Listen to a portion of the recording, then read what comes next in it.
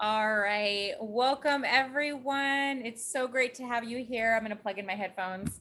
My name is Dion Rossiter, and I am the Executive Director of Science at Cal, your lovely host for the day. We have Nina Marin also joining us. She is a grad student. Nina, why don't you introduce yourself real fast, since you'll be chiming in every once in a while? And actually, not chiming in, you're running half of the event.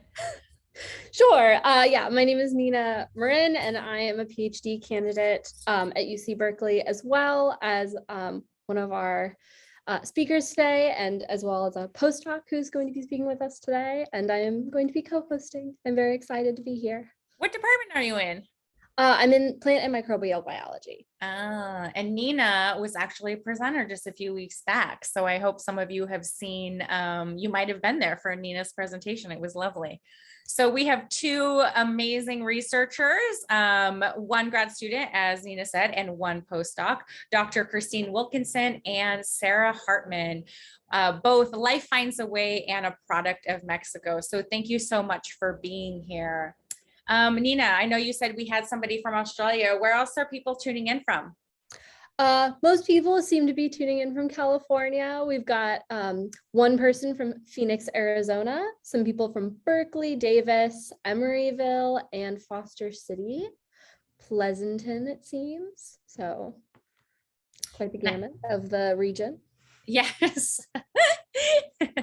All right. Well, thank you. So I'm going to go ahead and get started. Speaking of where is everyone tuning in from, I just have to take a moment to recognize that Berkeley sits on the Huchun territory, the ancestral and unceded land of the Ohlone people, the successors of the historic and sovereign Verona Band of Alameda County. This land is or was and continues to be, so it is of great importance to the Ohlone tribe and other familial descendants of the,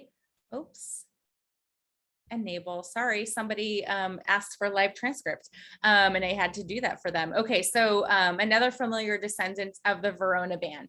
Every member of the Berkeley community has and continues to benefit from the use and occupation of the land since the institution's founding in 1868. By offering this land acknowledgement, the Berkeley community not only recognizes the history of the land on which we stand, but also recognize that the Ohlone people are alive and flourishing members of the Berkeley and broader Bay Area communities today. So again, thank you for allowing me to make that land acknowledgement. Of course, we are tuning in to a Science at Cal event. Science at Cal brings the wonders and the excitement of UC Berkeley STEM research to the community. All of our events and programs are free and geared toward public audiences. I'm guessing some of you have joined our events in the past. Thank you for being here now, and thank you for being here then. And hopefully you'll reach us in the future. Our events are typically things like science cafes, lectures, festivals, Cal Day, and more. We are spread out across the East Bay. We partner with consulates and libraries, First Fridays, farmers markets, community centers, artists, you name it, we're out there. Hopefully we'll get some events for you out into the actually live and in the public again in the fall, where we are our most comfortable, our most useful. We love that we've been able to reach you via Zoom, but we can't wait to see you all. And maybe someday after this Delta variant comes and goes, we will be able to hug and shake hands once again.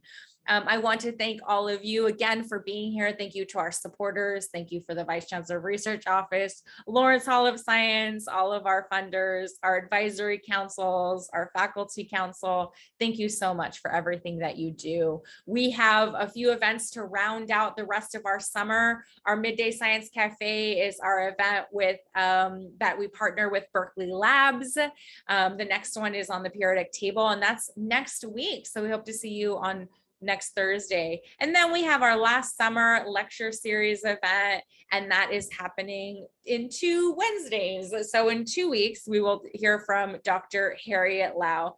So we are excited for those events. We hope you are too, and we'll be rolling out our fall programming very soon. All right. Before we get started, we had some cocktails that we wanted to share information about. I'm not sure if any of you at home are drinking along with us, but one is the coexistence cocktail, and that one was developed and thought up by Christine Wilkinson. Do you want to say anything about that, Christine, and why you chose these ingredients? Yeah, for sure. I would love to. So I chose the mango infused vodka, although you can replace that with any tropical fruit because I work in a tropical country, sort of tropical, equatorial country. And I wanted to include the mango infused vodka because a lot of mixologists like to do infused alcohols and trying to do sort of sustainable drinks that make use of natural products and alcohol at the same time. And what I'm going to be talking about is how we can kind of look at different fields and different ways of looking at the same issue and kind of mix them together into a way to coexist. So you're going to see a lot of that today. And of course, in this cocktail, I included lemonade because, human wildlife conflict, which I'll be talking about today, it's kind of like when life gives you lemons, you try to make lemonade. So hope you enjoy it. I'm going to try and make it later on. Love it. There's lots of different items in this ingredients list that have a lot of meaning to us, and yours as well too, Sarah. Do you want to say something about your made in Mexico margarita? Yes, of course. So if you didn't figure out from the ingredients, this is a margarita. And it's made in Mexico because in fact, you can probably get all of these items in your local grocery store from Mexico. So for those of you who don't know, tequila was originally created in Mexico. Limes are quite plentiful in the tropics of Mexico, as well as raspberries. We get almost 100% of our imported raspberries in the US from Mexico. So I can't imagine a better drink to just sit back and relax and learn about science. I'll be joining you with the cocktail later on this evening, so let me know how it tastes. Yeah, we want to make sure you guys are ready to without the drinks first, right? Before I get into our first round of trivia, I do want to say a few things. One, as you know, if you've been with us, we are encouraged questions. So you can ask questions in two different ways. You can ask questions in the chat box, and we will be collecting those questions and asking our presenters at two different times throughout the presentation. One after their presentation, we'll ask one or two questions. And then at the very end, when we all come together to ask questions and just have a conversation about the two presentations. So feel free to ask those in the chat. You can direct a message, either myself or Nina, or you can message them out to everyone. The other way is at the very end when we have our Q&A session, if you would like to speak to our presenters and ask them your questions, you can raise your hand and we will unmute you and you can ask those questions directly. And to do that, I know my screen is a little bit different than everyone else's. If you look at the bottom, either there's a reactions button or there's a 3-dot button. You click the 3 dots and there might be a reaction and you say raise hand, and we'll be able to tell that you're raising your hand and we'll be able to call on you. So that's the one thing I wanted to say. Just either ask your questions in the chat or save them till the end and you can ask them yourselves. The other thing I wanted to say is that you can get closed captioning, which apparently was not enabled and it is now. So live transcript or closed captioning is enabled. There's also 3 dots at the bottom of your screen. You can push more and you can see closed captioning. If you can't already see them now, I can see them automatically. Zoom is always throwing us curveballs with updating different things. So I don't know, Nina, did you automatically see closed captioning after you didn't? No. Okay. So in that case, you still have to ask, you still have to go to the bottom of your screen, click the 3 dots and you'll see the enable closed captioning or live transcription, and you can get those as well. The event is being recorded and we will send this out to you all. We will put it on the website. We will send it out in the newsletter. So if you want to share this with your friends, families, colleagues, you can after the event, or if you even want to watch it again, you can do that.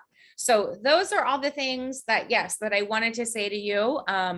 We try to keep our bandwidth as low as we can while the presenters are up. So if you could turn off your cameras while they're presenting, that would be great. And you can turn them back on at the end of the event when we all come back together. And I will be doing the same. All right, next thing, we are going to start with some trivia, folks. So I'm going to go in and I'm going to launch my first poll, which is, can everyone see the launch? Which US state recently held the first ever statewide vote on reintroducing a native carnivore species, that species being wolves. And this is a question that Christine is going to eventually answer. So we're going to try to get at least up to maybe about 70% of folks responding. Was it Arizona, Colorado, California, or Wyoming?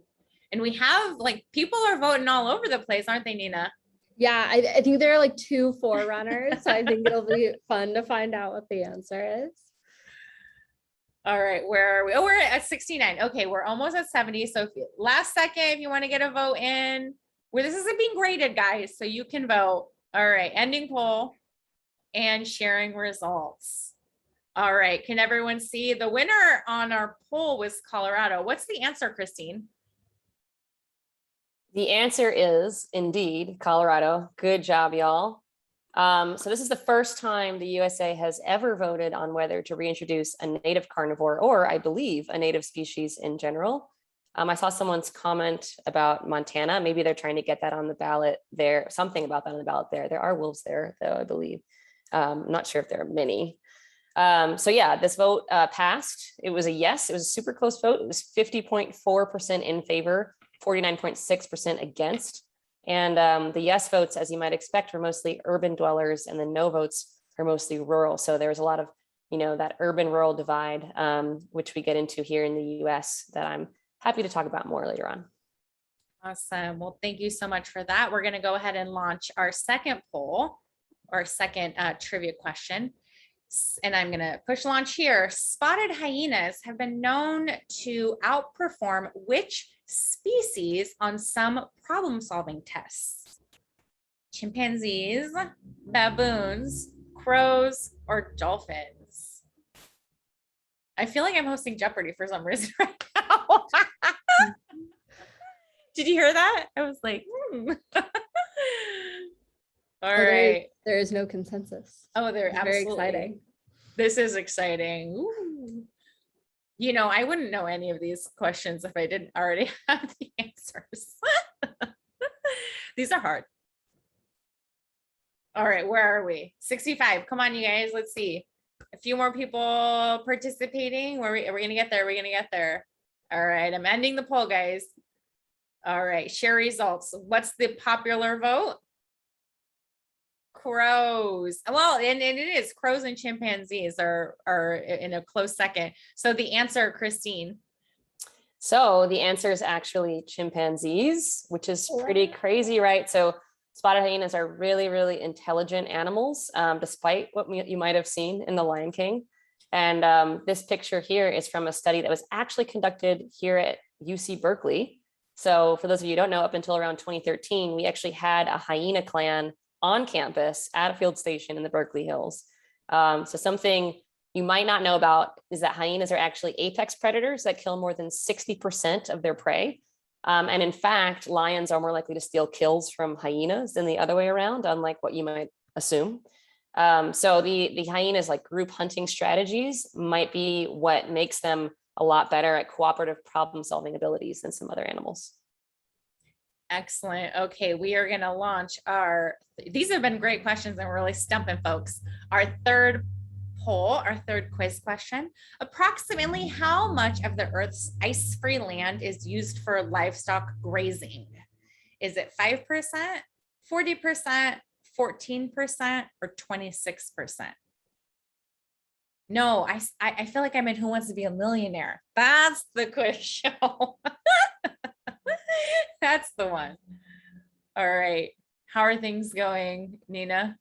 We're about 60%, and it seems like yet again there's no consensus. There are 2 forerunners, and it's very interesting. Yes, I probably would get this answer wrong also.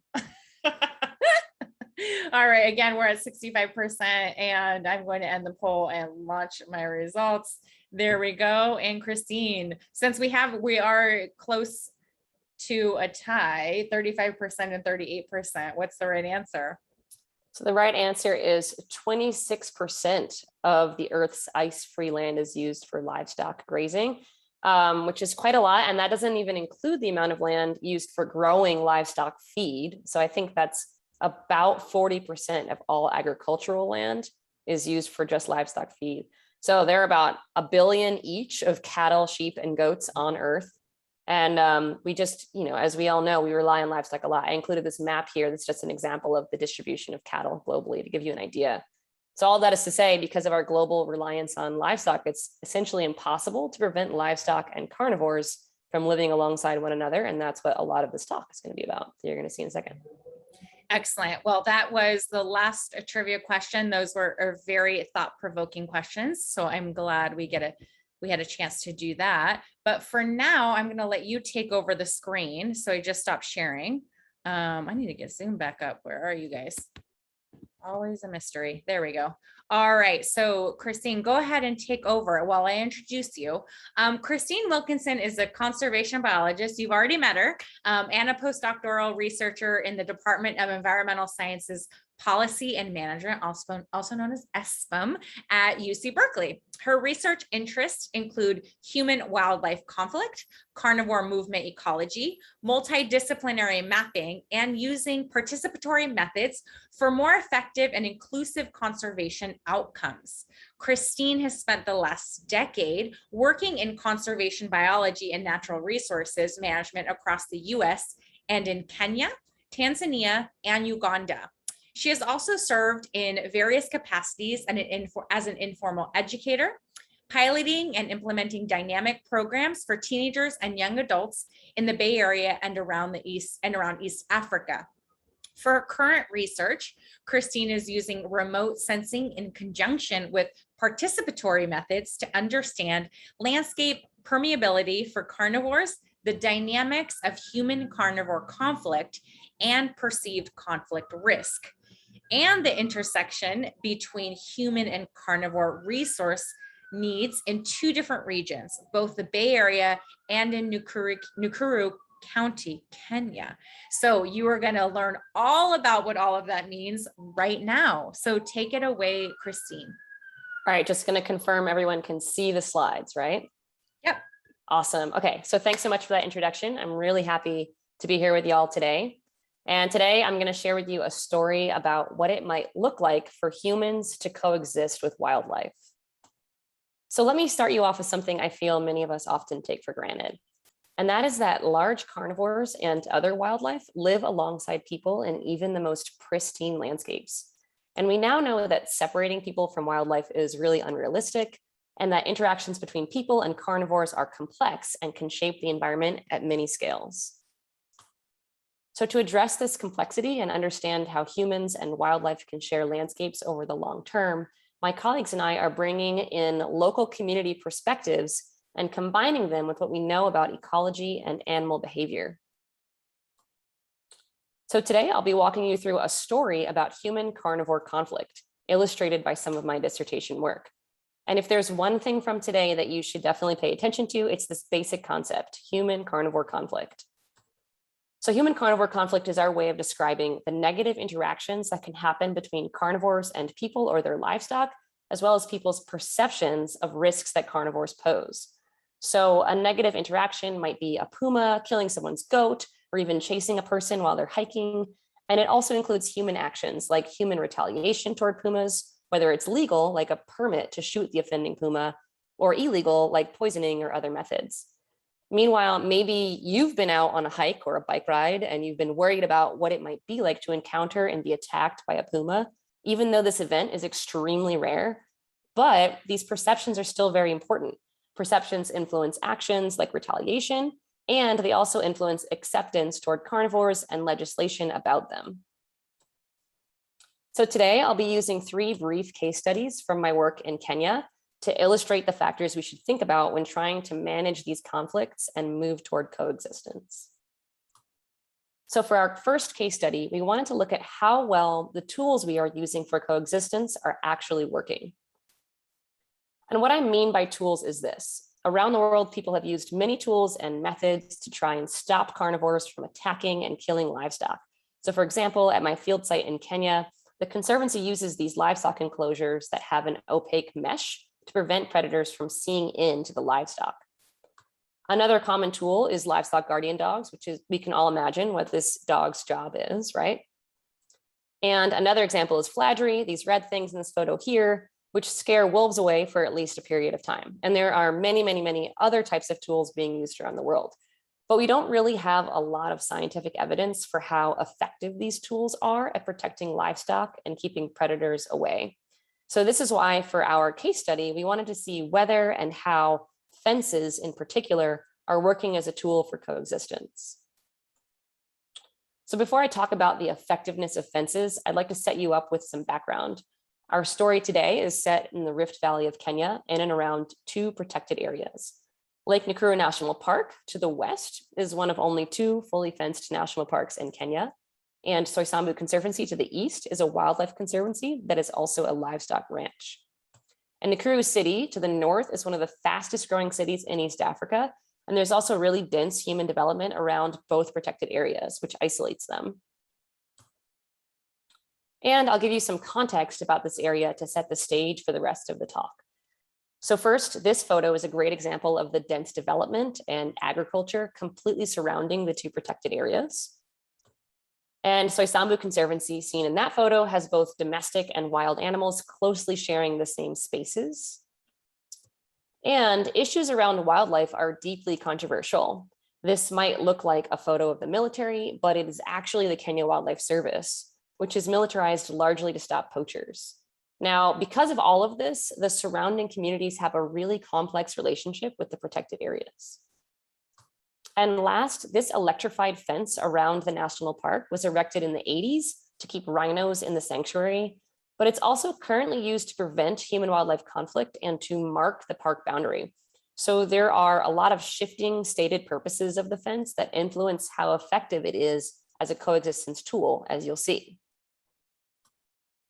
So what we're seeing at the national park fence is there are a lot of animals moving through this fence. At least 27 mammal species are crossing out of the park, some of them pretty frequently. And even though spotted hyenas were the most likely to cross the fence, often doing what I like to call downward facing hyena, as you can see, we also saw a wide variety of other carnivores crossing in and out of the park. And surprisingly, the animals that are crossing out of the park also seem to be attracted to human activity, and they choose places to cross that actually have more human activity. But at the same time, they seem to take into account what it looks like on the other side of the fence where they're crossing, which makes us wonder whether they're using extra energy or having higher stress levels from making these decisions about where it's risky to cross the fence. But the holes in the fence are also being fixed and maintained. So we wanted to see whether maintenance is actually stopping animals from crossing out of the national park into the communities. And what we've seen is that patching up these holes actually has no effect on wildlife crossing. And when the fence is fixed, wildlife often breach the hole again within a single day, as you can see right there. But what if these environmental patterns are different than people's perceptions? So we know from our definition of human-carnivore conflict that human perceptions are important and that human perceptions can be different from what we see with scientific or recorded evidence. So we wanted to see how people's perceptions of livestock being killed by carnivores were different from the livestock killing events that the government had recorded and confirmed in this region. So to do this, we held community mapping sessions with about 400 people from 16 different villages near the protected areas. And for these mapping sessions, community members participated in one-on-one interviews, and they were assigned a unique pen color for drawing on the map so that we could associate what they said in their interview with what they drew on the maps. And we were asking them questions about their risk perceptions about carnivores, locations of livestock, attacks they had experienced, and their attitudes toward carnivores. And from this process, we were able to see that about 20% of the study area showed a mismatch between people's perceptions about livestock kills and the livestock kills that were recorded by the government. So on this map, the areas in red are places where people have written on the map that there were livestock kills in those community sessions and where there are very few recorded government livestock kills. And then the areas in blue are the opposite. So those are places where the government has recorded a lot of livestock kills and the community has recorded fewer livestock kills. So our hunch about there being big differences between these two data sets turned out to be correct. And we now know where specifically to focus our community outreach efforts. But what's interesting here is that despite reporting high numbers of perceived livestock kills, most participants in this study actually thought that carnivore conservation is important. We've also seen that people who had visited the national park had more positive attitudes toward carnivores, which shows us that if we're trying to have coexistence between humans and carnivores, we need to make sure these communities have a way to visit their nearby national park. But we also wanted to understand how all of these human factors influence animal behavior and how carnivores are perceiving and moving through these landscapes.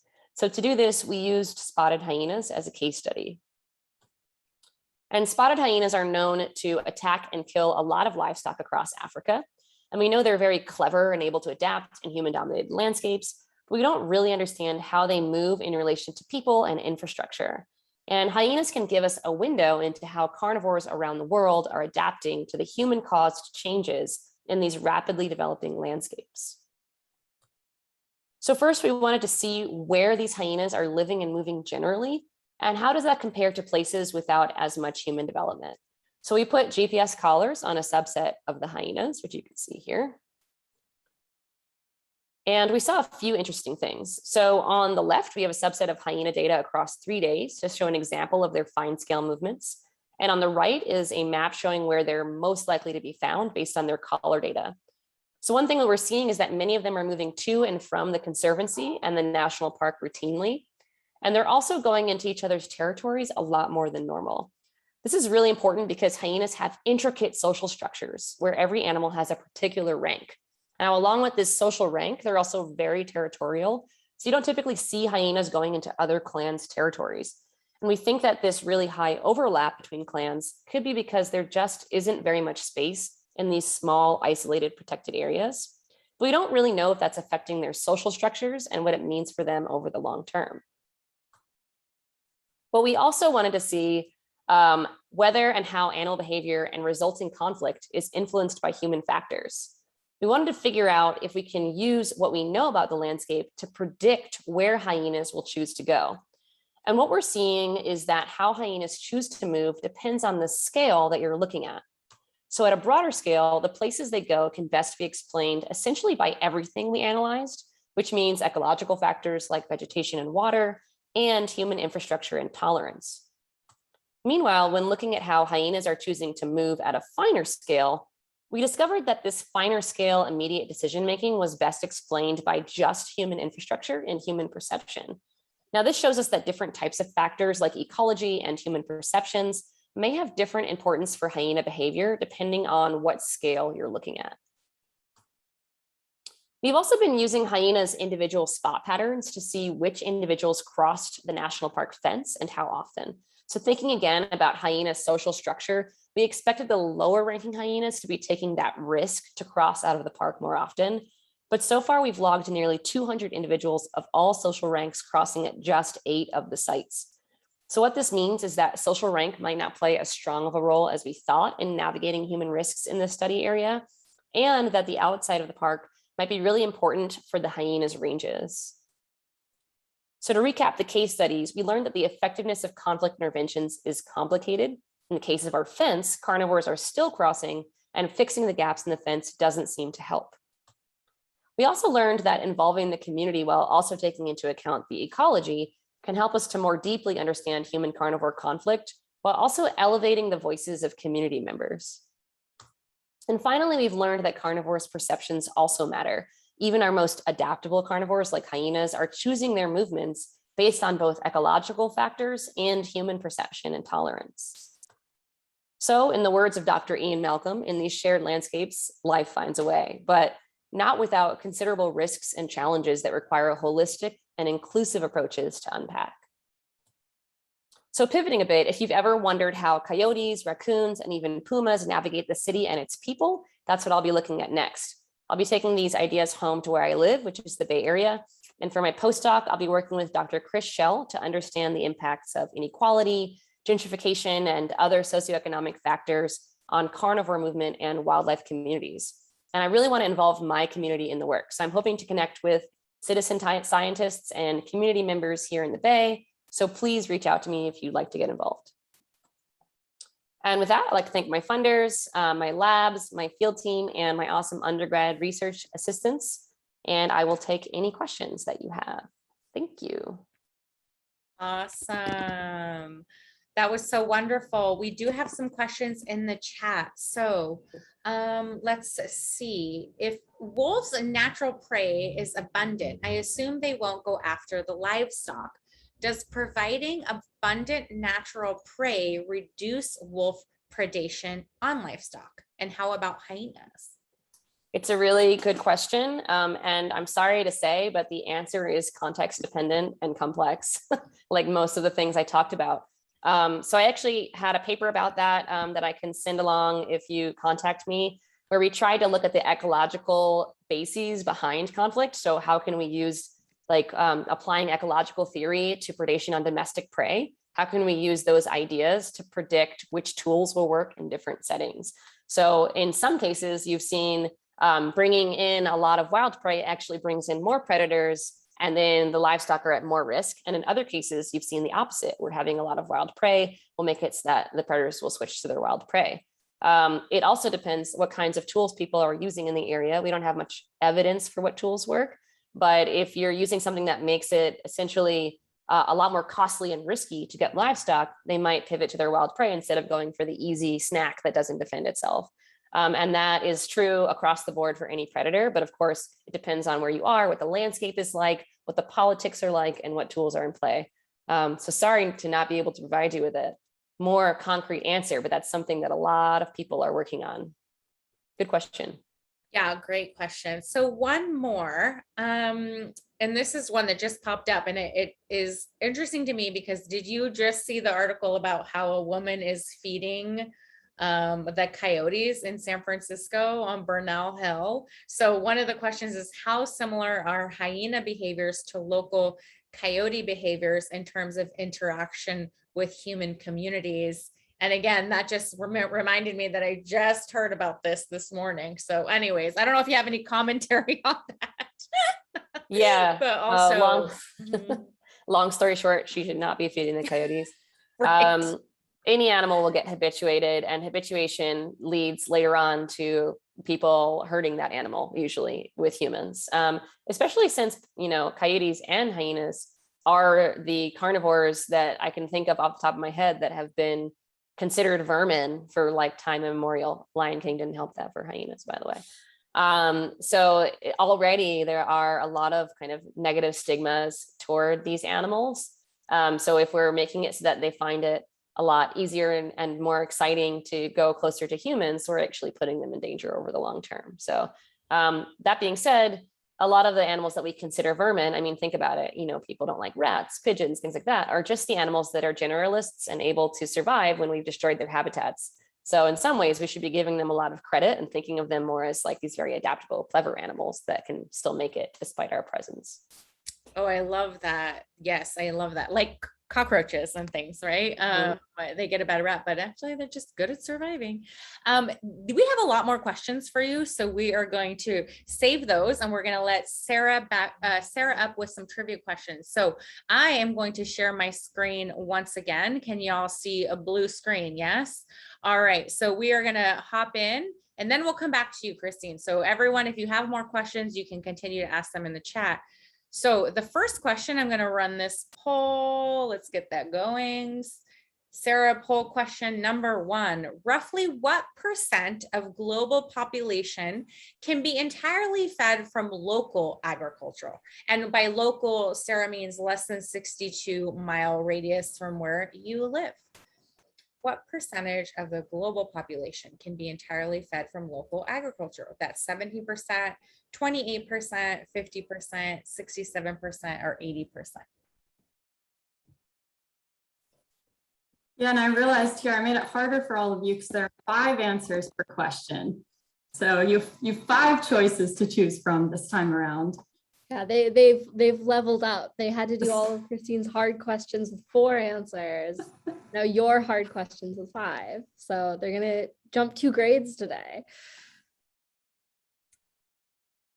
Okay, we are at about 60% participation. All right, let's call it. I'm going to share the results. So we have a almost tie between 67 and 28. Yeah, I think that's really interesting that we have two different groups. Yeah, Sarah, go ahead. So I don't think it's moving ahead, but the answer is, here we are. The answer is, I wanted you to say the answer before I. oh no, okay, well, it's 28% kind of. So if you're an optimist, it's 28%. And if you were kind of a pessimist, you could say 17 and that would be correct. So I think local food and local food supply is kind of on everyone's minds, especially if you're from California. And so this might come as a shock that in fact, 28% or less of the global population can get all of its food from local. So that just gives you a bit of context when we're thinking about how do we feed the world and how do we ensure that everyone has all of the different nutrients they need.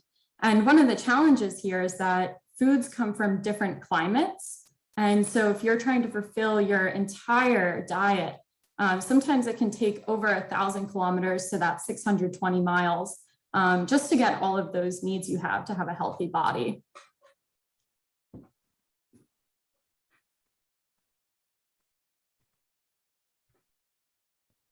Okay, so our next question is, in the US, the per capita supply of fruits and vegetables since 1994 has either A, increased by more than 25%, B, increased by 25% or less, C, remained steady, D, decreased by 25% or less, or E, decreased by more than 25%.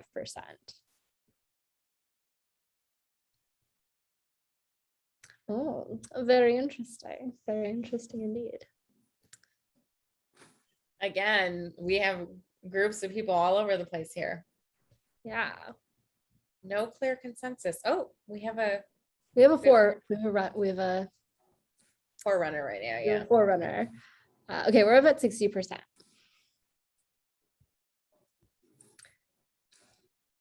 Okay, so it seems like most people, about 43%, think that the supply of fruits and vegetables has increased by 25% or less. So what is the answer? So you'll be shocked to know that it has in fact decreased. And I thought this was a really great question to ask because for those of you who said B, that was my inclination too. I thought, oh, the supply has increased. And it's kind of a trick question because what we're talking about here is per capita. And so the actual supply of fruits and vegetables has increased since 1994. But when we divide that by the population, our population has grown so much that in fact, we're actually decreasing the availability of our fresh fruits and vegetables.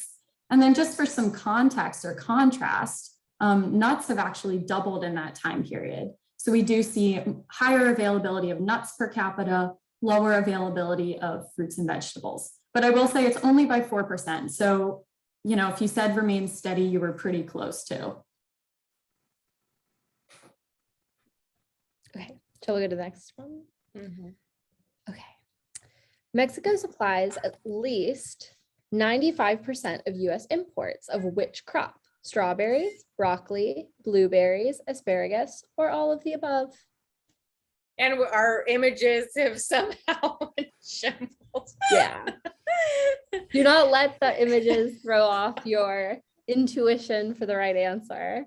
That's I think we're redefining what a is and what broccoli is. That's what's happening here. right.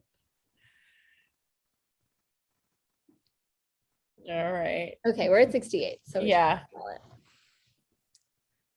So it seems like a vast majority of people think that it is all of the above.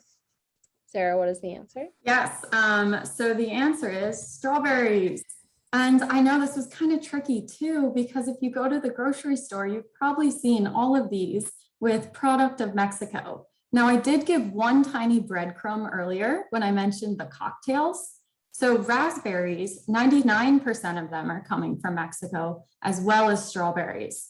So when it comes to some of our berries, almost all of what we're getting is from Mexico if it's not grown here in the US. But with that being said, you know, broccoli and asparagus are really important imports from Mexico. And just for your knowledge, these numbers are all from last year. So that's the values in 2020. Yeah. Fabulous. That was so much fun. Thank you so much. I think we've all learned a lot so far. So now I will properly introduce you if you want to start sharing your screen.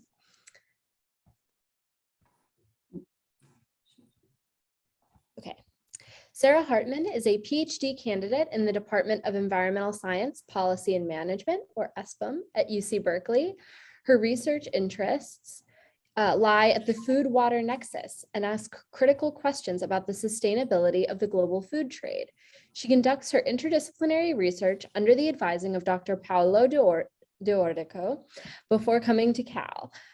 Sarah received her bachelor's from in environmental engineering and spent 2 years working in Washington, D.C., Mexico, and the Philippines on water resources projects. Sarah is a recipient of the National Science Foundation Graduate Research Fellowship, the National Science Foundation Infuse Fellowship, Fulbright Scholarship, and the Harry S. Truman Scholarship.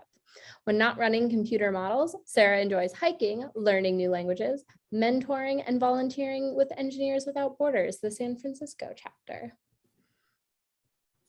Great, Nina. Thanks so much for that introduction.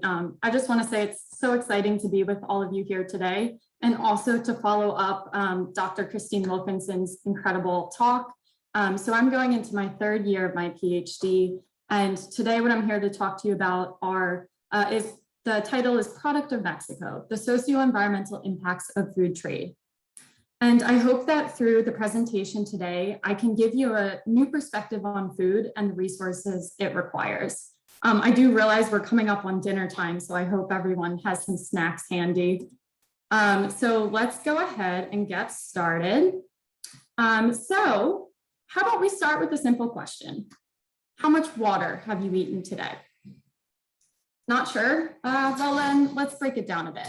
So perhaps you started your day with an egg, or perhaps a slice of avocado, and perhaps you were like, I want something sweet. Let's do some strawberries. So no matter how you started your day, if you've eaten food today, you've consumed water in the food. And I'm not talking about the water that's physically in the food, but I'm talking about the water that's required to produce, to grow that food and bring it to your table. And so for an egg, for example, one egg will take about 18 gallons of water to produce.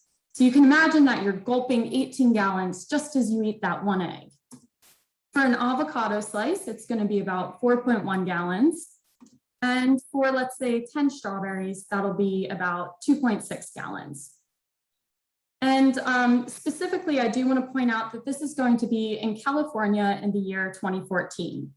This part is important, and we'll come back to it again later. Now, thinking about food as the water that's used to grow it might seem a little unconventional to you. And if it does, you're not the only one. In fact, I only stumbled upon this topic before my PhD, and it was the whole reason I came back to do a PhD. And the reason I ever started thinking about the water in our food is because I fundamentally believe that water is a basic human right for all. I've built my life around ensuring access to water. But while I was doing this before, I was faced with the reality of water today. And what is that reality? If you look out your window, you may be in the San Francisco Bay, you may see those stunning water lines or another water feature. You may think that there's a lot of water out there. However, of all of the water out there, less than 3% is fresh water. And of that, less than 1% is the amount of water that's readily available, either physically or financially, for human use. And let's just zoom in on that 1%. A stunning 70% of that 1% is water that's going to agriculture. Agriculture is the world's single largest user of fresh water. So if we want to address the water challenges of today, we cannot do that without thinking about agriculture and the food we eat. So this food we eat, where does it come from? It's going to boil down to 3 main things. So you have the water, you have the sun or the other energy source, and you have the nutrients, and bam, food.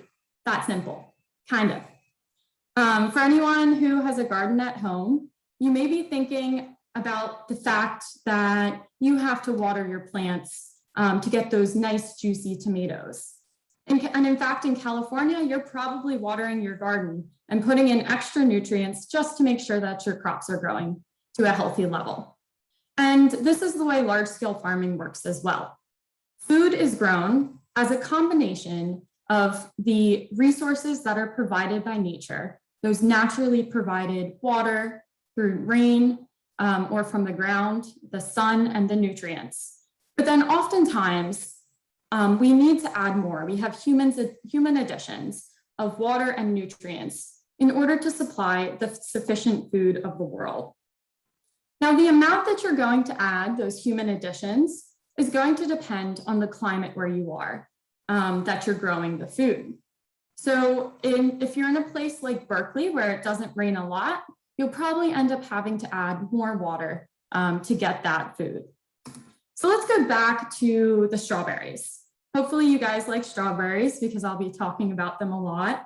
I said before, if you remember, that 10 strawberries grown in California in 2014 are going to take 2.6 gallons of water on average. That's an average. So let's just say instead we purchase strawberries that come from the booming heart of berries in Michoacan, Mexico. And so in 2004, those same strawberries are going to take anywhere from 1.4 to 3.1 gallons. If we go forward a couple years, the climatic conditions in 2016 are going to require 1.9 to 6.4 gallons. And so we can see there are a difference in numbers, a difference in the amount of water required.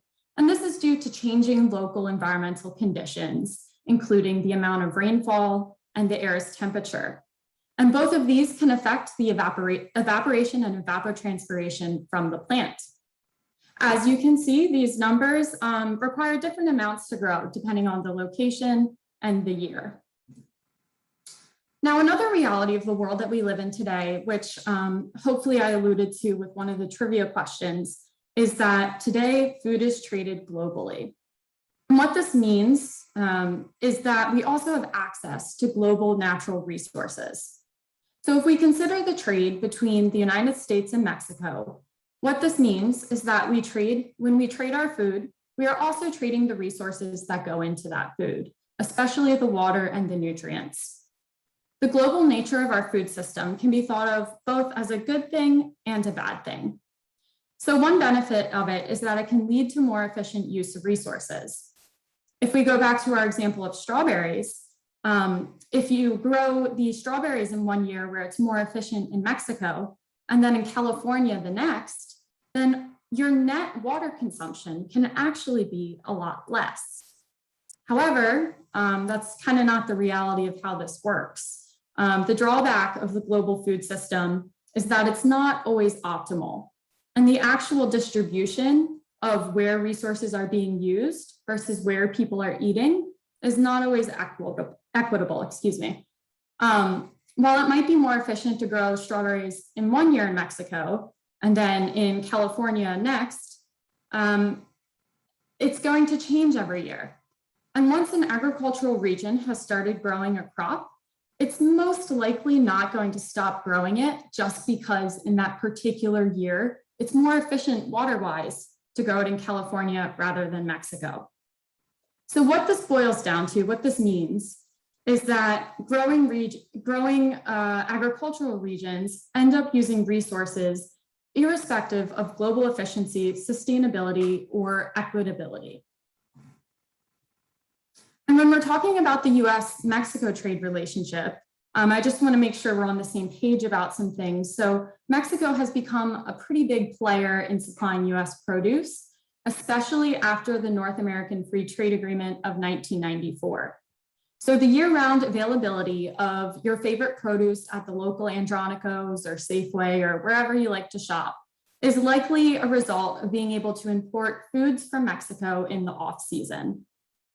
And Mexico has become especially dominant in supplying fresh fruits and vegetables. Unfortunately, a lot of this agriculture is sourced from places where water is being used unsustainably. Now, I want to make sure we all have the same definition of unsustainable here, because sometimes the word can get thrown around. So when I'm talking about unsustainable water use, what I'm talking about are situations where the local surface and groundwater, so surface is going to be something like a river, and groundwater is going to be something that has to come up by a well, where both local surface and groundwater consumption exceeds locally available water resources after preserving some for environmental flows. And these are, sorry, needs. The environmental needs or flows, those are going to be important for things such as keeping your stream levels high enough so that salmon can move upstream. And sustainable is going to be the opposite, where that water consumption does not exceed what's locally available. And note here that I have the unsustainable in red and the sustainable in blue. So now let's take a look at, oops, sorry about that, guys. Let's take a look at the map of Mexico. So this has your sustainability in terms of water use, and that's in the red and blue from the slide before. And then you also have different hues, which are going to represent the amount of water use for agriculture. And so when you see a deep red, that's going to be a place that's highly unsustainable and has an increasing amount of water going towards irrigating crops. And again, remember, when I use the term irrigation, it also refers to that human addition. So we're not talking about what's naturally provided in that growing region. And what you can see if you just look at this map is that the northern and central parts of Mexico tend to be unsustainable. And you can also see that I've pulled out a few examples of different growing regions and crops that grow in them. Notably, crops are grown in different regions based on their climate, some of which are sustainable and some of which are not. And so, for example, you can see that asparagus from Sonora is growing in an unsustainable region. And we can also see that same case in northeastern Guanajuato, which is kind of the booming heart of broccoli for the country and also for the US market. Now, northeastern Guanajuato is using its water resources unsustainably and also gets most of its water from the ground. What this means is that it is unsustainably using groundwater, which is much like what is happening in the California Central Valley. And it was in northeastern Guanajuato that I first became interested in the global food trade at all. This area has massively transformed to become both for urban expansion, yes, but also for its irrigated agriculture. And so we can see that here, that between the 1950s and today, the number of wells throughout the state has increased from 50 to well over 3,000.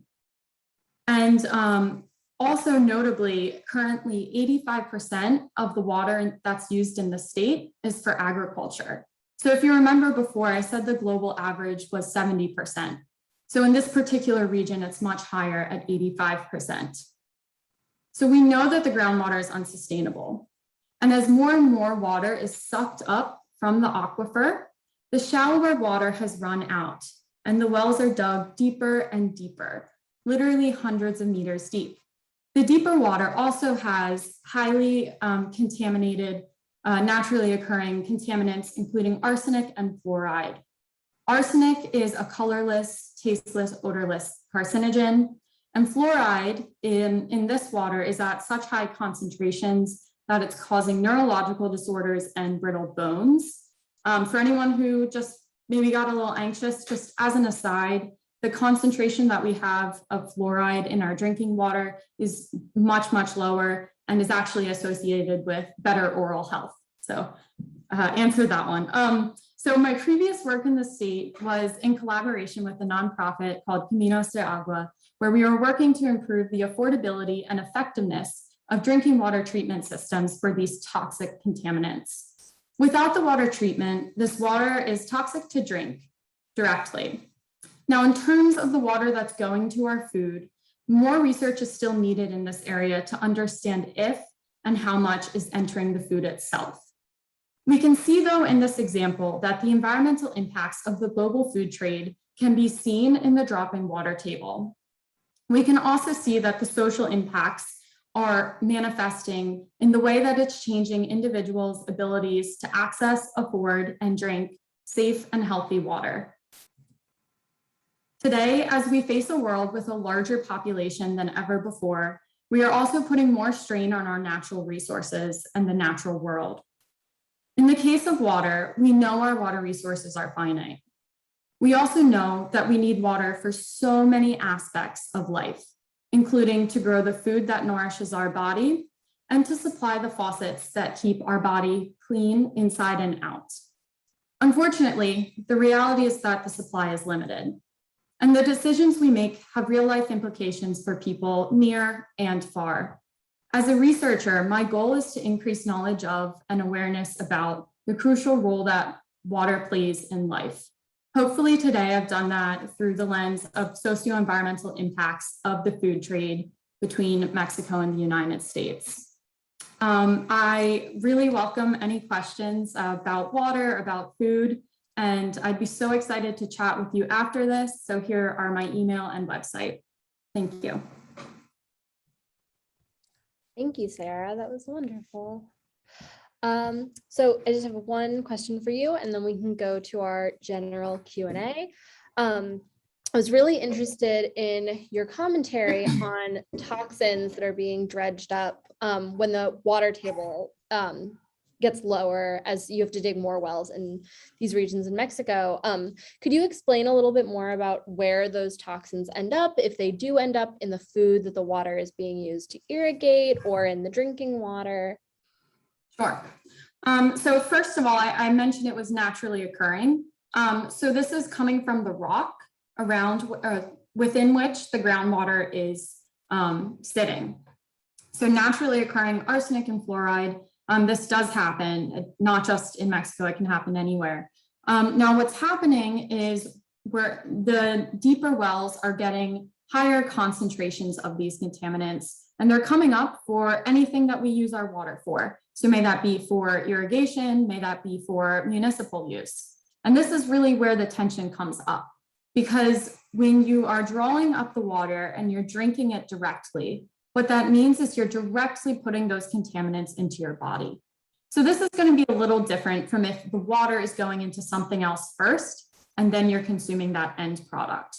When you put something directly into your body, it's going to be a lot more potent, and the way it interacts with your health is going to be different. Now, I do want, and I did say this, but I want to reiterate that at this point, the science on specific toxins being taken up into food is still advancing.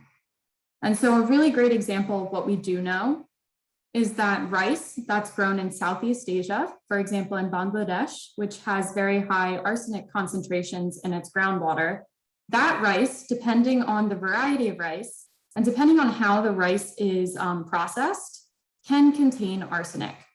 It's not seen at very high levels, but it can transfer from the groundwater to the plant. But I do just want to emphasize that it's still an evolving science, and we really don't know the full effects, because you have to study each plant and each contaminant individually. So. Wonderful. Okay, thank you so much for that. And that is always good to keep in mind, that science is advancing. We don't know everything yet. So shall we move on to the general Q&A? I would just like to invite folks that if you do want to ask our speakers a question, again, you can click the reactions button at the end of the screen and raise your hand, and we will call on you. But until then, and maybe we don't have anyone who wants to ask a question, we'll head back to Christine and we'll ask you one of our questions. So, you talked about that the hyenas were moving into each other's spaces, essentially. Is there any indication that they're either mating or fighting or interacting in different ways because of that overlap? It's a good question. We have only been able to observe them a few times. And so on fresh kills, you will see them sort of fighting with one another if there are animals from different clans.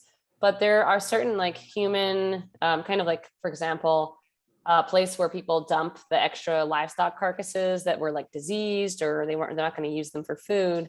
And hyenas from at least 3 or 4 different clans go to those caves and aren't necessarily excluding one another, maybe because the resources aren't as high value and they're more numerous. So I think we need to learn a little bit more about it, but that's what we're seeing so far. Awesome. Thank you so much, Christine. And Amit, do you want to unmute yourself and you can go ahead and ask the question? Okay. Yes, hi. My question is to the second speaker. So every region, cannot grow the food it needs by itself. So what is a reasonable radius for local? In like one of your survey questions, I think you used like 62 miles as the criteria or something. Like, is that a standard criteria? And just like, would you say that it is wrong for example, to get oranges from Florida? Yeah, that's a great question. And 62 might sound arbitrary. That's 100 kilometers more or less. So that's where that comes from. And I think that's just kind of the academic definition of local. I think one important thing to consider is that there are trade-offs of supplying everything locally versus importing. So if you put yourself in a city that's in an arid place, so I saw we have people from Arizona, we have plenty of people from California. So if you're living in an arid environment, it might be better off for the kind of environmental well-being of the area to import your food with the water resources from somewhere else. So for example, the East Coast is much wetter than the West Coast. And, you can get oranges, you can get blueberries, you can get those from a place that's naturally much wetter. And so what you're doing is you're not artificially taking water from that local ecosystem so that you can grow your food. So I think there are trade-offs when you're thinking about local and global in terms of how much resources can be locally provided anyway, or if they have to be transported in on a great irrigation system. Excellent. I think Dale Smith has a question as well. So you can go ahead and unmute yourself.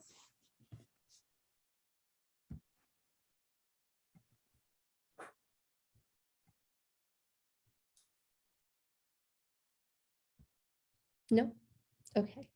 No, I'm here. I'm here. It's just awkward. This is a question for Christine.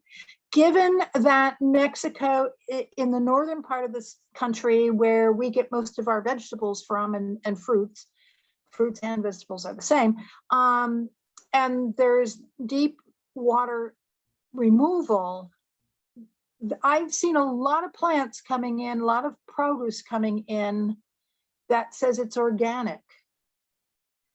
Do you know where that is tested for organic, given that in Mexico, there's so much contamination in the water used? Is EPA doing this study? Yeah, so just first of all, so organic is going, if you think about it, that has to do with the farming practices, but not necessarily if it's irrigation versus rain-fed. But I think what you're asking about, and correct me if I'm wrong, but you're maybe asking about what if there are the contaminants in the water and then that's being put onto the food or being used to grow the food. Is that your question? Yeah. Yes. Okay, and this was very nicely laid out in NAFTA, actually, North American Free Trade Agreement. It pretty much set the sanitary standards for food being traded across the continent. And so in terms of everything that the government regulates, Mexican water is perfectly fine. And so, the groundwater is being treated, it's being treated for the things that are part of the agreement. And again, I want to emphasize that we don't necessarily know if some of these contaminants are going into the food anyway. Great. Thank you so much, Sarah. So Jeff, I'm going to ask you to unmute. So you might see a button that then allows you. There you go, Jeffrey. Go ahead. Yeah, I don't have a, thank you. I don't have a raise hand function. So I'm going to throw out the questions that I put in chat, and because I don't see any others that I'm usurping. So We do have all the questions that you've asked and we will ask them, but if you want to ask one of your questions so we can go through and just make sure it's fair that everyone's questions are asked, but you can ask one of your questions. okay, let me then just ask the first one I asked that hasn't been asked, which is about the hyena project. Has anyone tried to apply the scent of lions around an enclave with livestock? A similar approach has worked with coyotes, where they either use the scent of wolves or chili pepper or vinegar, and it has warded off. I can't give you a percentage, but it has reduced coyote predation on livestock.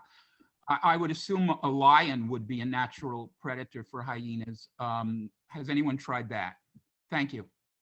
It's a great question, Jeff. Thanks. I don't know of anyone who's tried that. And the reasoning might be that instead of preying on hyenas necessarily, hyenas and spotted hyenas and lions are usually competitors. So they'll maybe have fights and people will win, but they won't necessarily be kind of afraid of lions because they're going to get preyed upon. Whereas I do know that coyotes have been preyed upon by some of the larger predators around them. Do hyenas have natural predators?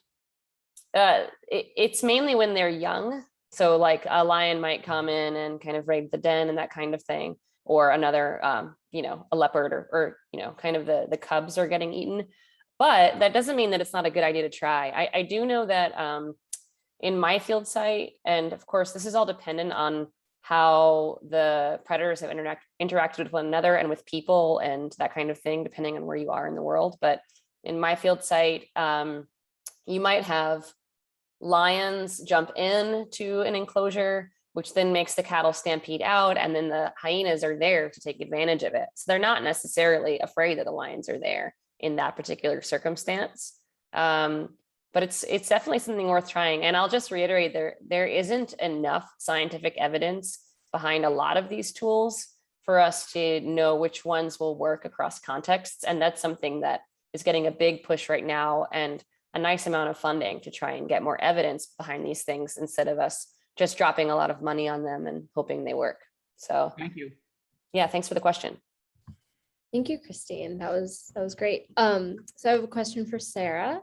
And that is, so you were talking about how the supply of fruits and vegetables in the United States per capita has decreased since 1994. Could you comment on the equity of the availability of fruits and vegetables? So this questioner asks, for example, in some locations and for some people, it's difficult to get fruits and vegetables. Like at a fast food restaurant, you don't really see fresh fruits and vegetables.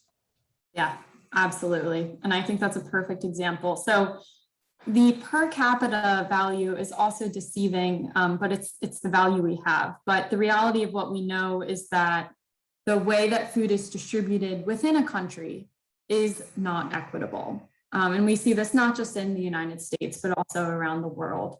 And so you will get kind of food deserts where there isn't as much fruit and vegetable available within a certain radius next to other areas that have plentiful of produce available. So yeah, I would definitely agree with that concern or that question, and it's very well founded and proven by science. Excellent. So Christine, I love this question. Can any of your learnings be applied to our own backyard gardens to protect our fruit and produce from local predators, such as rats, raccoons, squirrels, etc.? That's such a great question.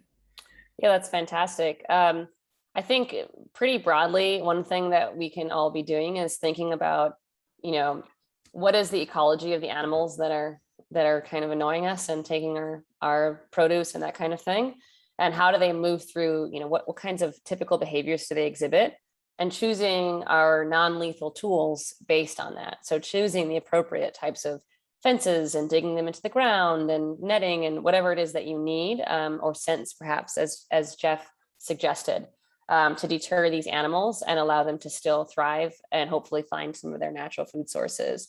And I think something that we do that we default to as humans historically is a lot of lethal control of these animals. So lethal traps. And in the case of the predators in the United States, we killed them all off. And now we're facing all of these challenges where you don't know what to do to coexist with them now that they're coming back. And so trying to find that balance based on the ecology and behavior of the species and choosing the appropriate tool is something that I think we can all do, all while kind of keeping in mind that these animals are misunderstood and that we're the ones that came in and or the ones that brought them here. So yeah, I think that's my best lesson for us. Nice. Okay, Sarah, I would like to ask you, so these regions where the growth of fruits and vegetables is unsustainable, you said mostly occurs in northern and central Mexico. Can you tell us about the reason for that?